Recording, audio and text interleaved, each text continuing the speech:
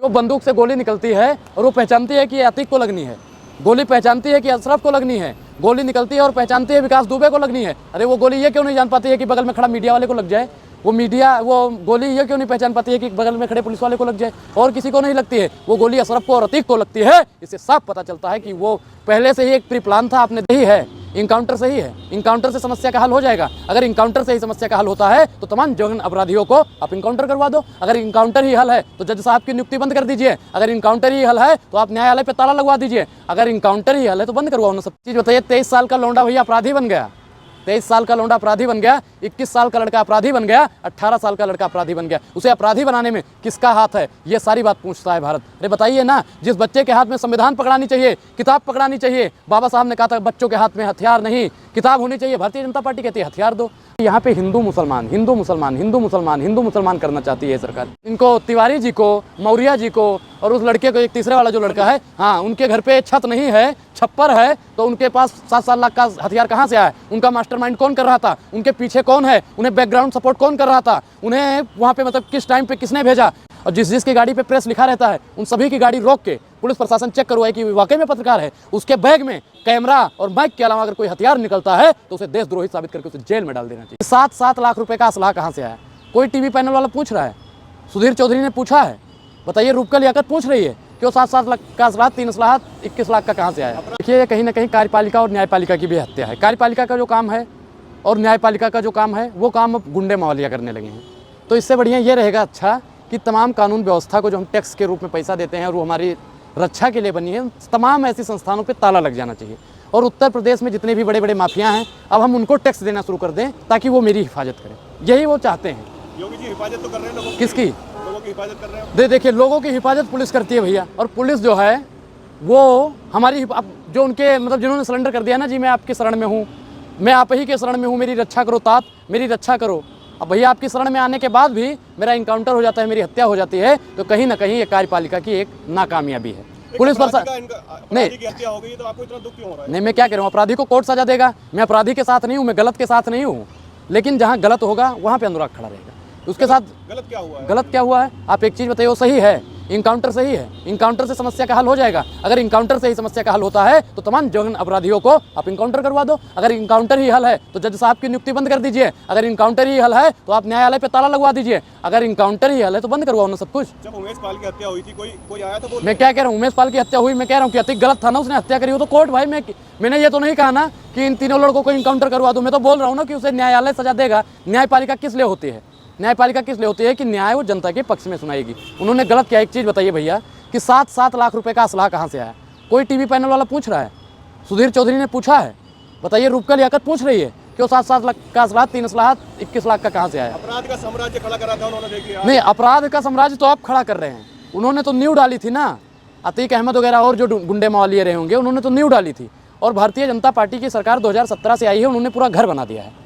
अनुराग, आप साजिश बताते हैं सत्याकांड में, साजिश नहीं है ये साजिश नहीं, आपको साजिश नहीं लगती है ये? एक भैया बताइए कि पूरे मतलब मैं हूँ, मैं यहाँ पे आया, आप लोग पत्रकार हो, सारे पत्रकार ही हो हैं, और आपके बीच में कोई बहुरूपिया आता है जो कहता है मैं पत्रकार हूँ जी। अरे भैया, मैं तो कह रहा हूँ जितने भी पुलिस प्रशासन है और जिसकी गाड़ी पे प्रेस लिखा रहता है, उन सभी की गाड़ी रोक के पुलिस प्रशासन चेक करवाए कि वाकई में पत्रकार है। उसके बैग में कैमरा और माइक के अलावा अगर कोई हथियार निकलता है तो उसे देशद्रोही साबित करके उसे जेल में डाल देना चाहिए। अरे कोई पत्रकार के भेष में कोई हत्या कर देता है तो पत्रकार दोषी थोड़ी ना है इसमें। एक चीज़ बताइए कि एक मछली पूरे तालाब को गंदा करती है, आप हो। जितने मीडिया वाले पत्रकार हैं वे सब एक दूसरे को पहचानते जरूर हैं। एक हत्यारा अनुराग है तो सारे देश का हत्यारा नहीं, अनुराग को हत्यारा कहने वाले आप कौन होते हो, पहले ये बताइए। सारे पत्रकार को लपेट। अरे सारे पत्रकार तो वही हैं भैया। एक चीज़ बताइए कि वहाँ पे जितने पत्रकार थे, अगर उनका साठ गांठ नहीं होता तो भैया जैसे बंदूक तनती है कि तुरंत कैमरा घूम जाता है, ये कैसे हो सकता है बताइए आप इसे संप्रदाय भी बता रहे हैं। ये एक चीज़ बताओ कि यहाँ पे हिंदू मुसलमान हिंदू मुसलमान हिंदू मुसलमान हिंदू मुसलमान करना चाहती है सरकार।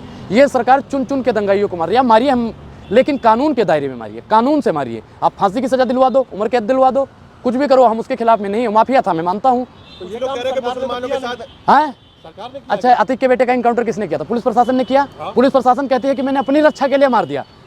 पुलिस, एक चीज़ मैं जान रहा हूँ भाई, एक चीज़ आप लोगों को भी सोचने का मौका मैं दे रहा हूँ, क्योंकि आप लोगों को टीवी वाले सोचने का मौका नहीं देंगे। आप लोग सोचिए कि वो बंदूक से गोली निकलती है और वो पहचानती है कि अतीक को लगनी है, गोली पहचानती है कि अशरफ को लगनी है, गोली निकलती है और पहचानती है विकास दुबे को लगनी है। अरे वो गोली ये क्यों नहीं जान पाती है कि बगल में खड़ा मीडिया वाले को लग जाए?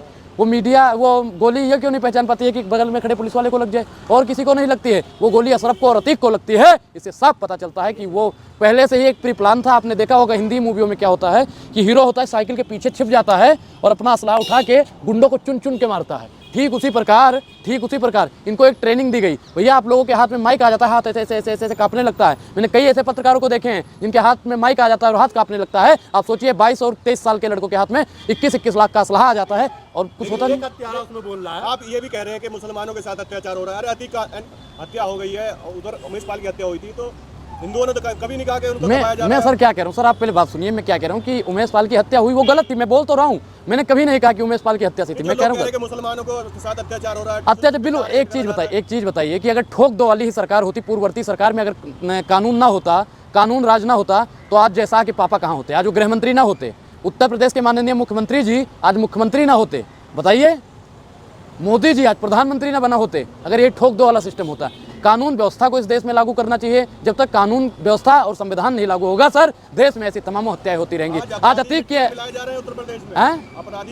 अपराधी सिस्टम पे बैठ गए हैं, अपराधी सिस्टम पे बैठ गए हैं, तो करेंगे ही ना।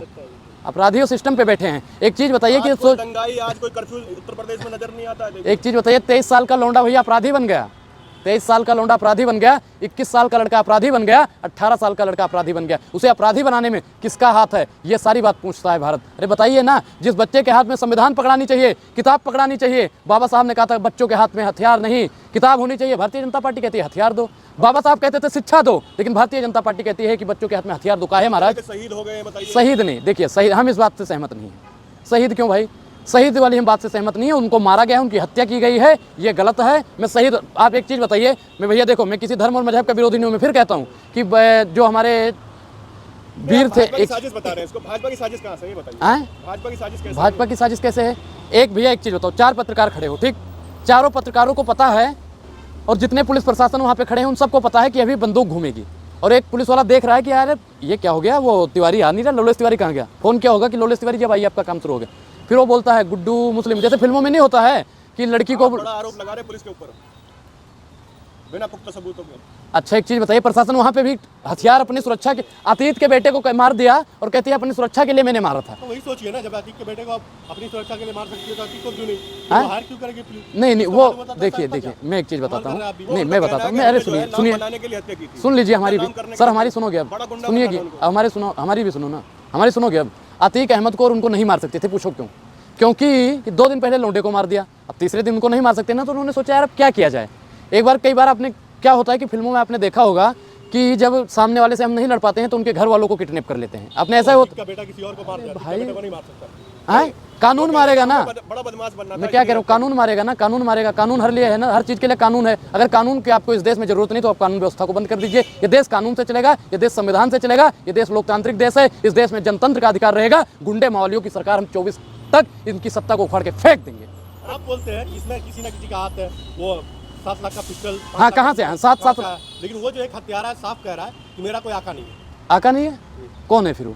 7 लाख की पिस्टल कहाँ से? वही तो मैं पूछ रहा हूँ, 7 लाख की कहाँ से आती है पिस्टल? वही तो मैं पूछ रहा हूँ, आप बताइए 7 लाख की पिस्टल कहाँ से आती है? वही बात तो मैं पूछ रहा हूँ, 7 लाख की कहाँ से पिस्टल आई बता दो आप। जो हथियार भारत में बैन है, माननीय गृह मंत्री जी, इस पे जांच पड़ताल करवानी चाहिए, एडीसी पे बैठानी चाहिए, नहीं बैठानी चाहिए? कोई कुछ नहीं बोल रहा है इस खुलासे पे। जितने भी रिमांड पे आप भेज दिया, कोर्ट ने आदेश दिया, हमें अपने न्यायालय पे विश्वास है, लेकिन पहले पुलिस क्या हो गई, पहले पुलिस लेके उनको वहीं पे गई ना, जेल में डाल दिया। हमें अपने न्यायालय पे विश्वास है, वो रिमांड पे दी है, भेजेगी, जांच पड़ताल भी करवाएगी, हमें विश्वास है, लेकिन कहीं ना कहीं ये गलत है। मीडिया जो चला मीडिया दलाली कर रही है जी, मीडिया पे तो विश्वास ही नहीं। मीडिया किनके इशारों पे काम करती है? उन्हीं के इशारों पे काम करती है। अगर मीडिया वाकई में सच्ची मीडिया है तो दिखाती ना पुलवामा वाले में खुलासे कर रही है अतीक के कारनामों के। हाँ वो वही करेगी। हिम्मत है तो अडानी जी के खिलाफ करे ना, हिम्मत है। इसका आका कौन है? पूछे ना, पूछे कि इनको तिवारी जी को, मौर्या जी को और उस लड़के को, एक तीसरे वाला जो लड़का है, हाँ उनके घर पे छत नहीं है, छप्पर है, तो उनके पास 7 लाख का हथियार कहाँ से आया? उनका मास्टरमाइंड कौन कर रहा था? उनके पीछे कौन है? उन्हें बैकग्राउंड सपोर्ट कौन कर रहा था? उन्हें वहाँ पे मतलब किस टाइम पे किसने भेजा? कौन से पत्रकार ने आपको बुलाया था? किस पुलिस वाले की मौजूदगी में आप वहाँ पे मौजूद हुए? शांत रहिए। कोई आका नहीं है, पुलिस को बताया उसी सनी सिंह ने कि मेरा कोई आका नहीं। देखिए रामचरितमानस भाई मैंने पढ़ा है, उसमें लिखा हुआ है, बिना मानस जल जड़ गए 3 दिन बीत, बोले राम सकोप तब भय बिन होए न प्रीत। अगर तगड़ा रिमांड दे दिया जाए ना तो सन्नी नहीं, सन्नी का